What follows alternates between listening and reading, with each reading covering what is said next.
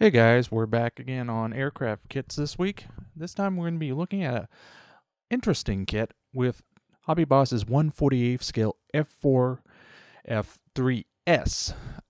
This is actually a one-off aircraft that was built sort of as a response to the Japanese introduction of the A6M2-N roof as sort of a stopgap measure to counteract that and to supplant for simple fact that they weren't sure they would be able to build enough airfields to accommodate aircraft in the Pacific.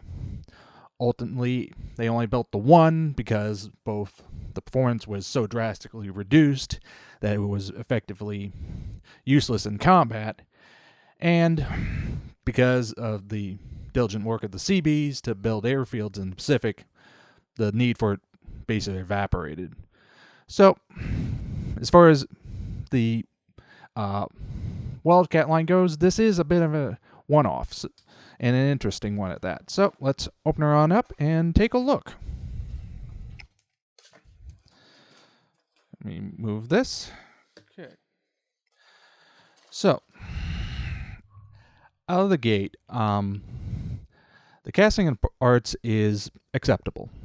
My only issue I seem to find on this is I wish that some of the panel lining was a little deeper. And this is something I'm not sure how well it's showing up on camera, but it's on the shallower side.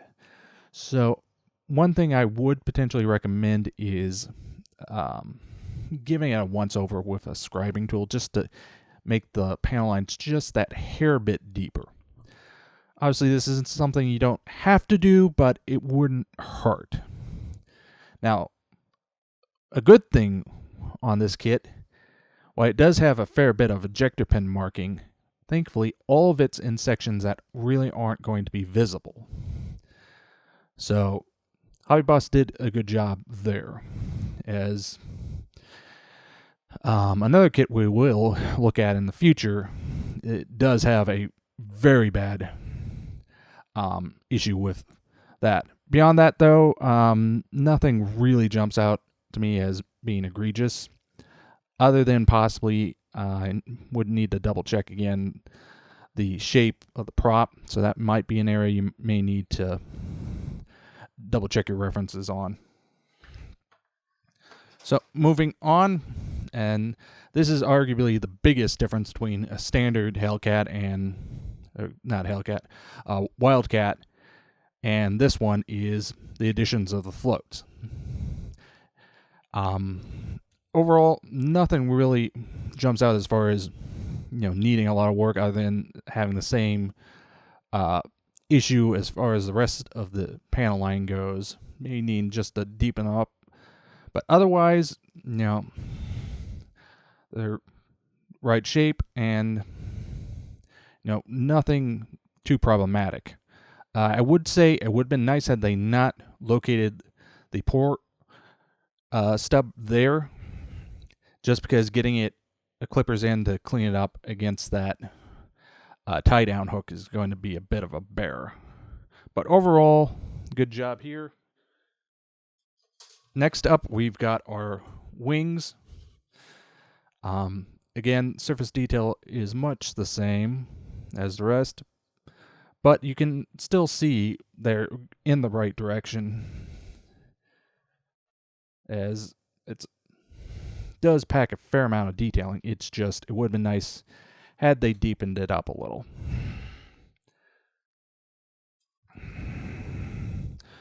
Tuning on, and these particular sprues were actually also wrapped in some protective packaging, so that is another plus to Hobby Boss there, is they knew to protect these very fine detailed strut parts.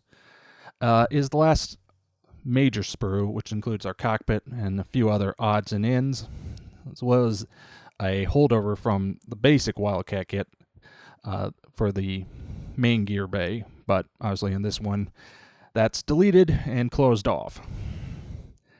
I would say, since it is slightly visible through the the sides of the aircraft, go ahead and glue on the wheels to the inside.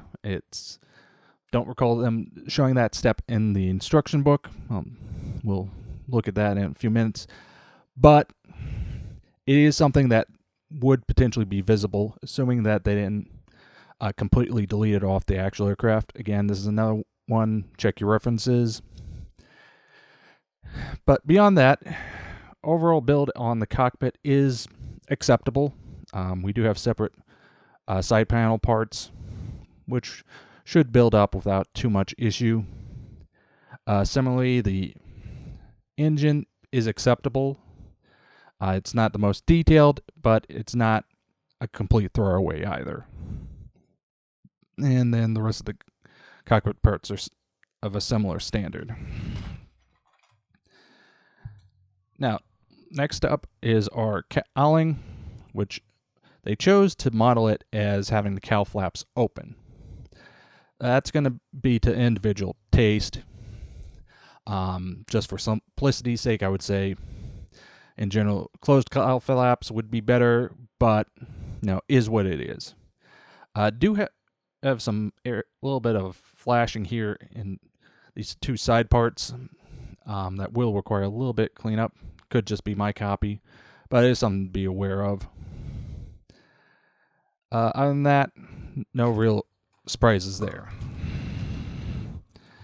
Next up, we have our front windscreen. Overall, the casting's fine, nice and clear, no issues there. Much the same here with this canopy part and the two side windows, and most of the other clear parts are fine. Big issue though, and this is one slight against the kit, is here with the gun sight. This is completely incorrect shape for gun sight on the Wildcat, and I would say if you're going to invest in this kit at all, seeing about getting a potential aftermarket replacement would be the one thing I would say is worth spending a little money on.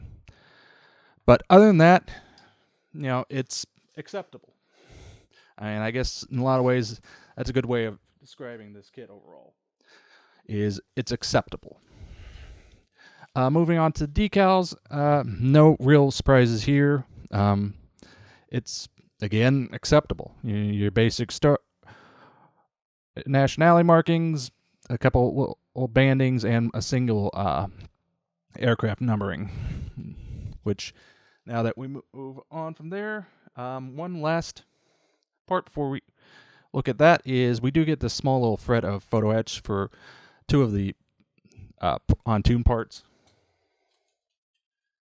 And then moving on now, as I mentioned before, we got two different marking options, one for the actual prototype and one for a theoretical production aircraft. Again, not a whole lot to criticize there. Moving on to the instructions. Typical build-up, start with the cockpit before moving on to closing up the fuselage halves. Building up the engine, closing up the cowling, attaching the control surfaces, closing up the cockpit fully, adding the wings, and then in this case adding on the floats. Overall, it's not a super complicated kit. There's no real sort of gotchas. There's no real, major issues. It's just a fairly straightforward kit. And in that regards, can we really complain? It's straightforward, it's fairly basic, and it's of an interesting oddball subject matter. So this is one I would definitely recommend for anyone wanting to try and build up their Wildcat collection so that they potentially have every variant. So this would definitely be a get there, since, at least going off what's on Scalemates, there aren't any other versions out there, or conversion sets, should you choose to go that way. So that does make it, a bit of an interesting find, if you can find the kit. So that was a look at Hobby Boss's 1/48 scale F4F-3S. Pretty straightforward basic kit of an otherwise one-off subject. So, until next time.